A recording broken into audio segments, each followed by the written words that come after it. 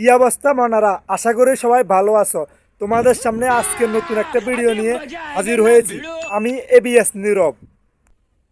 চলো বন্ধুরা, ভিডিওটা শুরু করা যাক। বেশি কথা বললে হুজুরের সিন্নিটা খেয়ে ফেলবে।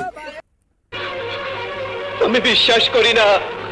আজকে হালকার উপরে বাস দিব টাকলু কাকার খাটকাপানো নারী মাহিয়া মাহিকে নিয়ে। চলো ভিডিও শুরু করি। शाबाश बेटा, बहुत बढ़िया मुन्ना। আমার বাচ্চা দেখতে যেমন হোক, আমার বাচ্চা আমার কাছে রাজপুত্র। আমি অনেক ঠিক আছে, এটা একটা মাসুম বাচ্চা, ফেরেস্তার মতো, কিন্তু সেটা বড় কথা না। বড় কথা হচ্ছে এটা টাকলু মুরাদের বাচ্চা, এটা তো আপনার স্বামীর বাচ্চা না। তাই জাতি একটু বেশি কথা বলে দিছে। प्यारी समझ गई। মনে হয় না আপনাদের ভয় করে না? আপনারা মুসলমান না? আপনাদের আল্লাহ নাই?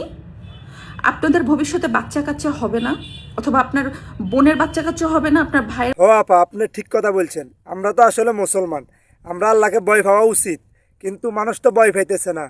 আপনি যে মুরাদের সাথে গপাগপ করছেন রাতে গিয়ে, তাই তো সমস্যা। জাতি ওইটা করছেন, আপনার ভয় হইতেছে না, আপনার গুনাহ হবে না। এখন জাতি বলতেছে এটা গুনাহ হবে।